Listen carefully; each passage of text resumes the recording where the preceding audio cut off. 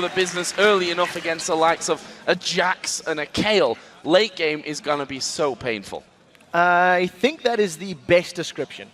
Once Kayle and Jax get a couple of items secured for themselves, there's not a whole lot of tools on the side of SK to deal with him in a straight-up fight. All right? I think that once Jax gets a whole bunch of items, he should be able to bully around and deal with that Aatrox. However, SK have got significantly better poke with the fact that Ziggs is on their side. So as long as Jez is landing those bouncing bombs, this is the 5th time he's played this champion out of 14 games, the Roccat are going to have a difficult time engaging. Certainly an interesting one. The fact that SK are the team that really have spoiled the run almost of Roccat the last time that these two met. It'd actually be 6 wins in a row now if Roccat had have won that game against SK Gaming. So certainly a little bit of a grudge match, I think we can call it, for Roccat in particular on this one. But as I said, SK not doing bad whatsoever in these last couple of weeks. Ironically, this game, if they win, will be their 6th game in a row as well, if memory serves. So the SK Gaming, the keepers of the 6-game winning streak. We'll see if SK can interrupt it. Svenskeren, I think, is going to want to gank this top lane. Or potentially help out Candy Panda and Enrated. We've seen this Thresh versus Leona lane happening all the time. Thresh bullies Leona until level 6, at which point the tables get turned. But I think if Svenskeren gives some love to Freddy and helps Aatrox get a little bit ahead of Jax, that could be a very good way in pulling Rockat's attention to that top lane, pulling Roccat towards the Aatrox and forcing them to deal with him. So he's going to be spawning in. We can see that Roccat doing their red buff, exactly the same happening over the other side for SK Gaming. Freddy just helping out Svenskeren to get things started there. So we already touched on that top lane matchup here, but the mid lane, Ziggs, we know how strong Jesus has been with that, very good at farming. His kind of style, I think we can safely say, is that Ziggs. For Overpower, a lot of experience, pretty much was the Kayle that got them into the LCS in the first place. What do we think to this matchup, though? So Overpower is going to be very fluent with the strengths and weaknesses of Ziggs, and we'll see how he decides to control the lane. Overpower's played Ziggs twice this split already, only given up 1 death. I feel like the very early levels, 1 through 4, is going to be in favor of Jez's if he can get harassed down. His auto attacks are ranged, it doesn't cost him mana to spam those out. But once Overpower gets some levels and gets those swings up on his Righteous Fury, he should be able to counter-push the lane from Ziggs as well. Both junglers having a very standard start here, starting off with the red buff, going straight over onto their blue buffs, and that leaves Pantheon on the bottom side of the map, and Elise on the top side. Now wondering here if Jankos is going to go up there. There's actually a ward in the river already put down by Freddy, so he'll spot Jankos earlier enough, and if he's got his Dark Flight by then, which he actually doesn't at this point, then he can get away from it. But he's seen him early enough there. As soon as he stepped back, Jankos realized that he wasn't going to get it. Yeah, it's incredibly difficult to actually gank an Aatrox. He's got the slow from his E, the Blades of Torment. He's got the knock-up from his Q, at which he can use to either slow somebody down or use it to escape. And as we talked about, he's got that revive passive. As long as the resource bar under Freddy's HP is red, he will be able to revive in a team fight. So if you guys don't remember seeing Aatrox, that's the way it works from the Blood Well. Yeah, funnily enough, we saw a lot of him both in the jungle, a couple of times in the top lane as well. Since then, obviously fell out of favor completely, but interesting to see him back into this one along with Jax for Xaxus there in that top side. As predicted down in the bottom lane, SK Gaming have to be a little bit careful in these earlier levels due to the fact that Thresh can really bully that Leona around. That's going to allow a small CS lead to start building up for Roccat in that lane. It's going to be very difficult for Enrated to catch Celebi. He's gone on Vanda, that's a lot of early damage. Yeah, that is some good damage actually coming in. Of course, it won't be really turned into a kill at this point, just not enough damage from either of the AD carries. Candy Panda just trying to put a bit more down on towards Vanda as well, but for now, they'll go back to farm. That was actually an incredibly good play from Enrated. The moment he hit level 3, he immediately went on Vanda. They forced Vanda to lose about half of his hit points and drink that potion. What that means is Vanda has to play a little bit more reserved in lane. He can't afford to get caught out and take all that damage. Take a look at these junglers. We highlighted them as our featured matchup. There is a counter gank available. Overpower getting knocked away from this one with the turnaround actually on towards Svenskeren. He's going to lose half of his HP, but Overpower just walking off straight through the mines. Didn't bother with the flash, didn't need to use it there, but he still has to be careful at half HP in that mid lane. If Jesus manages to knock him up with a satchel charge and then throw a combo at him, he could be in a bit of danger. Yeah, it is the case. Overpower can obviously heal himself as well, so he'll regen some of that HP, but I thought it was quite humorous. Svenskeren getting a tiny bit of distance, stunning a little minion just to try get out of range of Jankos. What I liked about that is that both junglers were in the lane at about the same time. They sort of understood that there was a gank possibility and a counter gank was available, so both teams already showing an understanding of their opponent's playstyle. Well, that's certainly the time you want to get to this middle lane, especially from SK's side of things. I think before that intervention comes in, it makes it so much harder to actually kill off the opposition. Xaxus and Freddy exchanging here once again. Freddy having the better of this one though. Those Blades of Torment hitting already pretty hard. Yeah, so taking a look at this lane matchup and thinking a little bit more about the tools that Aatrox has available, his abilities cost life, and he has the ability to lifesteal thanks to his W's, the First Blood Price. So Xaxus is going to have a difficult time until he gets some items built up, until he's got something that he can trade and get some of his own lifesteal back with. You see Freddy just continually throwing out those over and over and over, and I think Xaxus is just going to have to wait until he gets some jungler intervention or gets himself some items before he can pick some more fights with Freddy. Or some Kale intervention. That'll work out for them as well if he heads up onto that top side. Terrible joke, I know. Meanwhile, down in the bottom lane, we have seen that the CS has evened itself out there. Celiva and Vander still pushing up quite aggressively, though, on that bottom lane. Now, Vander has also grabbed himself a Relic Shield as his first GP10 item. It's something he does against these Leona non-poke lanes often. We'll see how much gold he stacks up. They've jumped on Freddy, and we'll see if they can catch him. And we see there, Aatrox just jumps away straight off from it. The Cocoon will miss. That means that they can't get in. Just throw out the Blades of Torment for the slow as well. Freddy just walks straight back off. Of course, he does have his Blood Well if things really go pear-shaped for him. And then by the time that's up, he can jump away again. What I like about the Blood Well is the time it'll take Freddy to actually sort of come back to life is going to allow Svenskeren time to channel his Grand Skyfall, and it's going to allow Jesus time to throw that Mega Inferno Bomb. So there's going to be a lot of tools that they can use to try to capture out members of Roccat. We do see Svenskeren coming in on Overpower. He's got his ultimate available. Oh, this is going to be a good amount of damage. Intervention used there by Overpower. The jump in from Jesus using the satchel charge won't allow him to get any more damage down onto Overpower.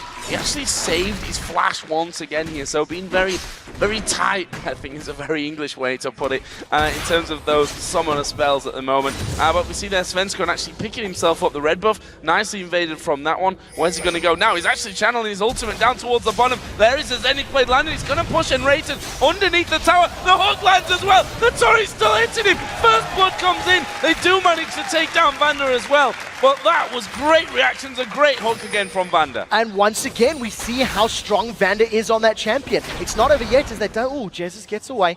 Good rubber ducky. I think Vander on the retreat, landing the death sentence, was very, very calculated. It allowed the kill to be secured by the AD carry of Roccat, whereas on the side of SK Gaming, it was Svenskeren that picked up that kill. You ideally want the gold on your carries, and I think that is definitely going to help out Celiva and Vander in terms of getting some more control on this lane.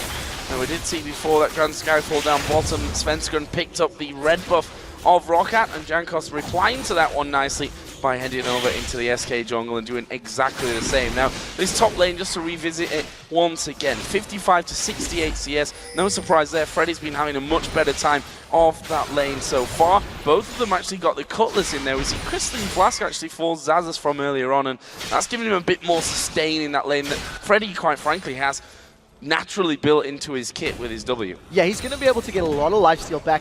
We do see that the Blade of the Ruined King tends to be one of the only offensive items on Aatrox's. Because of the fact that his ultimate, in conjunction with his Bloodwell, gives him so much attack speed, you can actually afford to go for tankier items earlier. I still want to see how this lane plays out, because a Jax versus Aatrox top lane is not something that we've seen on the 2014 season patch. And it's very interesting that they've been left alone on this little island. Freddy is using all of the tools of his kit available to get a CS lead.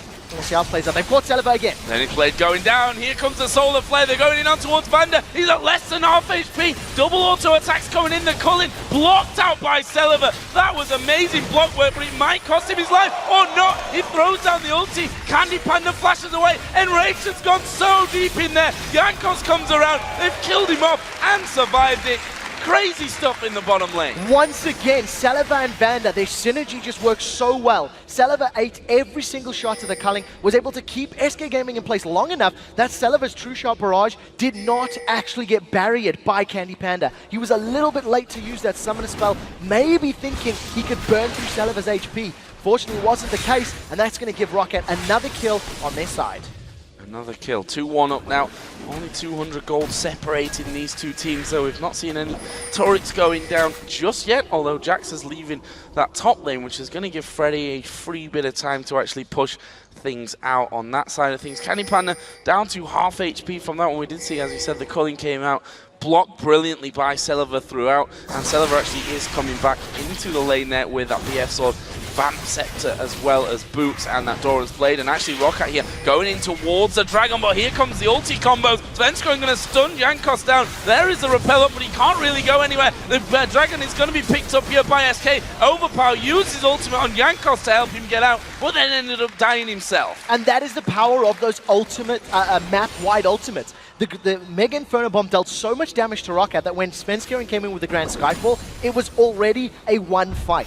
The Smite War was also won by Svenskeren, so they grabbed themselves that global gold. They also give themselves yet another kill, this time on the AD carry. And it seems like every time one team makes a move, their opponents are able to counter. Very importantly, Candy Panda's got the blue buff. This is going to allow him to spam out those piercing lights and just get control of this lane. Spam out everything. We saw the culling coming down there. Once again, Saliva not going to be too worried about that now that he's got that Vamp Scepter in there, so he can lifesteal everything back up. Candy Panda does in fact throw it in top lane. We did see Chain Vest was the second item picked up for Xaxus, and a Giant Belt actually for Freddy. Notice the difference in the lane now, how Xaxus is more aggressive on Freddy. He's got himself up to level 9, so he's got a lot of points into that Empowered Strike. With the lifesteal from the Cutlass and the damage reduction from his armor, it's now going to allow Xaxus to bully Freddy around. Interestingly, because Freddy's got more HP from that Giant's Belt, his spells and abilities now actually hurt him more because it's 5% of his health, so it ends up dropping him a little lower. We'll see how Freddy continues to control this lane, because look at this, Xaxus now, he's not afraid to go aggressive. Oh, but actually Freddy going pretty aggressive there. In fact, popping his ultimate. Are they going to go any further from this one? I think Freddy was just happy to get away while keeping that blood well intact. Xaxus did go back, and that's the thing with the Jax, you know. Get your ultimate passive stacked up there. Just jump in onto him with a leap strike, hit the Empower as well, and do a lot of damage in one go. But there is Freddy once again coming out. Again, he gets stunned up. This time the Ignite goes down. Freddy, though, just jumps away. Yeah, so Freddy's going to be able to lifesteal under the turret. With this Blood Wall, it makes it even more difficult to tower dive. Grand Skyfall is not available here for Svenskeren, so we'll see how Xaxus plays this one out. Sven, immediately realizing there was the threat of the dive, moves up, farms these double golems, and is close enough in range to respond if any aggression happens. And back to the bottom lane where we've seen a fair share of action so far. We can see that the Bloodthirster is now done for Candy Panda, so he's going to have the small advantage in that bottom lane. That blue buff is still on him there as well, so as you mentioned before, we'll be able to spam a little bit more, put down more damage over onto the Roccat bottom lane. But I think that one might get a little bit quieter now, with both teams realizing that the kill potential is obviously a lot higher than it was just a couple of minutes ago. Yeah, the one thing that Roccat have done very well is that every time the fights have happened on the bottom lane, Roccat have had members of their team there to respond. Overpower was there for the second fight, we've seen Jankos was there for the first fight, and it just seems like Roccat are moving around the map a little bit more cohesively than SK is. It is also showing in the CS. You can see Overpower right now is 30 CS down on Jez's, but it is something you expect. Because of the early strength of Ziggs and the lane pushing power that he offers, you see how quickly he wipes these waves out. It's always going to be difficult for Kayle in the early levels. But we talked about it earlier, as things go on, Jax and Kayle are going to be getting stronger and stronger and stronger. We already see that Stinger in there started off for Overpower, but SK right now are actually on the invade, trying to get that blue buff away from Overpower, and they're going to take it. That's 2 buffs in a row that Svenskeren's been able to steal. He got the red buff earlier, then now he's just stolen this blue buff away. What it actually signals is that SK are not afraid of Roccat at all. They're able to go in, they've got good enough vision, and their members are responding quickly enough. You've seen how close Jez's was for that invade. Not only did they steal it, they've now caught Jankos out. And he repels straight away, but the ultimate will be here from Enrated. In fact, the intervention was used very early on, and that forced SK to just say, you know what, we can't really challenge for that.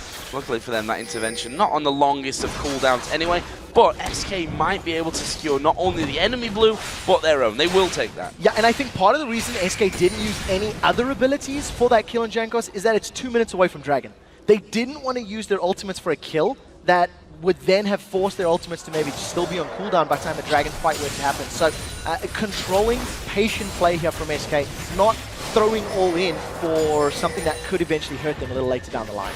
Well, we'll see about that one in 1.5 minutes time and see what happens around this bottom side of the map. So far it's been Roccat having that advantage in the earlier stages of the game, but of course now pushed back by SK. This mid lane, they're having a few problems with Jesus, who with that blue buff on now is just even more of an annoyance, throwing out those bombs. Got Jankos down to half HP straight away underneath the turret. Yeah, we'll see how he continues to work it out. And, you know, at this point in time, oh, there's a Grand Skyfall on bottom. Who are they going to go for with this one though? Sullivan just jumping out of range. He's going to throw his ultimate on towards Candy Pan, who's actually tanking up the turret. He throws down the culling while walking back, uses barrier.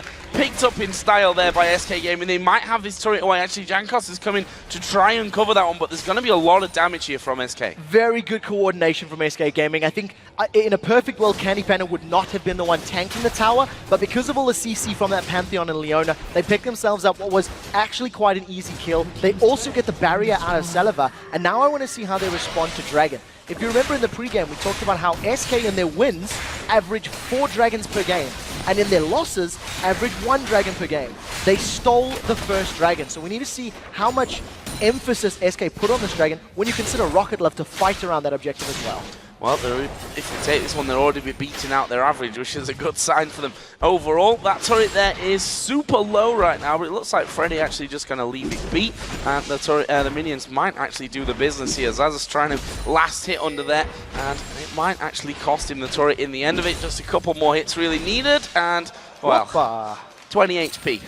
Survives a light breath would kill it. Now, Jez is in a little bit of trouble. Forced to use his satchel charge and his flash, but he gets away. Now Jankos caught. This is where things gets interesting now. Svenskr actually going to take a lot of damage, but there comes the ulti out of Jesus. It helps Svenskr and get that kill. Vanda's put his box down. Intervention comes in. That won't stop the solar flare though, and they're going to chase down Vanda. Can he escape from this one? There's a slow from Aatrox, and there is the Zenith Blade. This is a kill for SK. They want to give it over to Candy Panda, get the Lucian fed, they get the kill, making it 2, and the Dragon straight away afterwards. And notice, the moment Dragon is up and available, SK Gaming are not afraid to throw everything they have at Roccat. They land all of the damage that they need to, all of the crowd control that they need to, grab themselves a couple of kills, the Dragon and this middle turret. It may cost them the top turret though, as Zaz is going to be able to just shred the HP down. But Freddy, it was a great roam. For all of the global gold and the objectives that he was able to secure, that was a very good play from SK Gaming.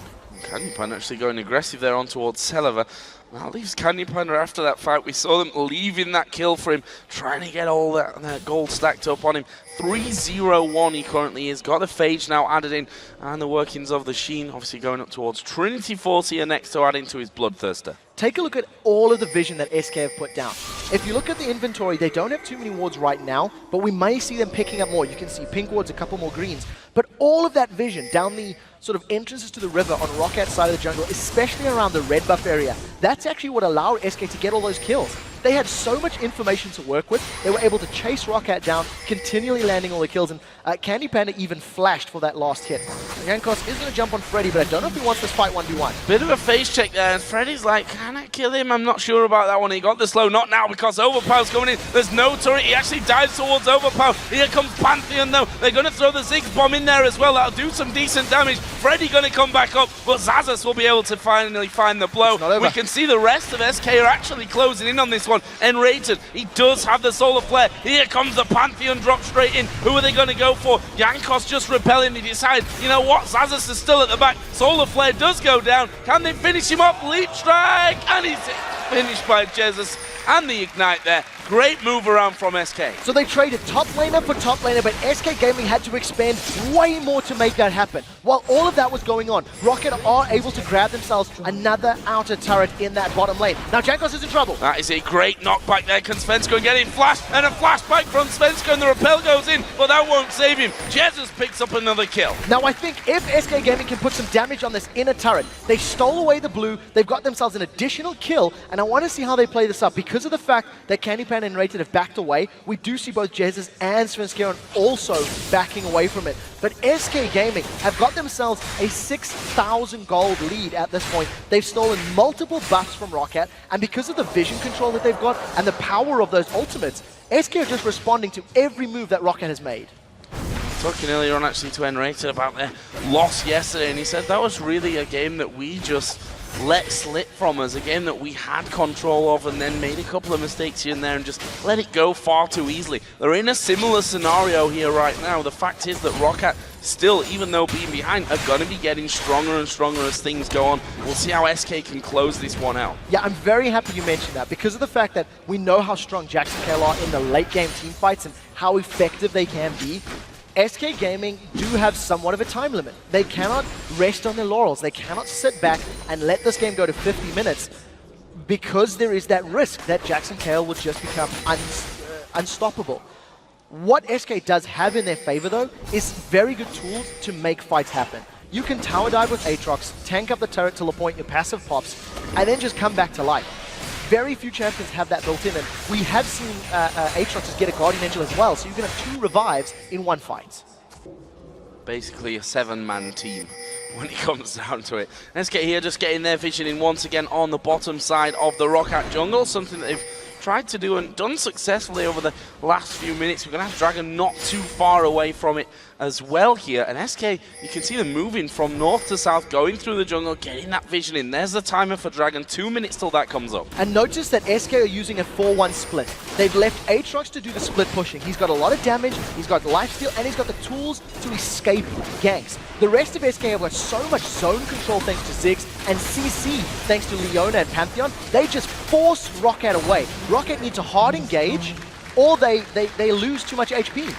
Yeah, they just lose towers. They have to fight under a tower, otherwise they're actually going to just lose it by way of composition here of the teams. We can see the SK just rotating straight down on towards that bottom lane. They've got minions pushing up with that one, and that's going to allow them to tank up this turret and maybe finish that one off as well. We see there, Celiva takes one bomb, the mines go down to exert some zoning control on that side. They throw everything that they can at them, but SK's still pretty healthy from that. Now this is where we see some of the weaknesses in the Roccat composition. They don't have the strongest wave clear, nor do they have the most powerful hard engage. They need a Xazus to jump in and get a good counter-strike. They need a hook to land or similar. And because Roccat don't have a Leona or a Pantheon to jump in and disrupt everybody, Roccat simply are forced away. The power of Ziggs in those sieges is absolutely insurmountable right now. Yeah, that's the catch-22 that Roccat have. They're behind by 8,000 gold at this point of the game, so they know they're not going to be as strong in team fights. But they also can't just allow those turrets to go down, because before they know it, they're not going to have any base left, and then you're not going to come back from that kind of scenario. So they've really got to find an opening in this one, whether that is by a sneaky Baron, possibly. I don't know how sneaky this is. There are red pings on Baron, so SK are aware of it. Mega Inferno Bomb is available as well. This Baron is not going down low enough. There comes the Grand Skyfall from Svenskeren. Here comes the boom in there. There's a Culling as well. Vander going very, very low. Svenskeren is going to pick up the kill there on towards Xazus. A nice, easy Baron to finish off here by SK. Being served up by Roccat as Candy Panda goes hammering into the 2 on the top. Baron goes down, picked up by SK Gaming. What a play out of them. Delivered on a platter. SK managed to come in at the right time, grab themselves a kill thanks to the great initiation that is offered to them to the Grand Skyfall and the Solar Flare. Now with Baron and the regen and knowing Xazus isn't there, SK should be able to brute force their way onto this inhibitor and take any other objective they want. Look at that damage in Celiva. And there is a hook onto N-Rated, but what you're going to do, you've got nothing to follow up with. They can go down onto this bottom side, and Rated will probably just tank this turret up here on the inhibitor. In fact, they've got minions coming through, so they don't even need to do that for too long. They should be able to take down the second inhibitor. They will do that with that Baron on. I said it before, they need some kind of desperation move. Baron was that, and actually, they're going to surrender. SK SK Gaming forced Roccat into the surrender and beat them for a second time in the season. SK really are Rockat's kryptonite.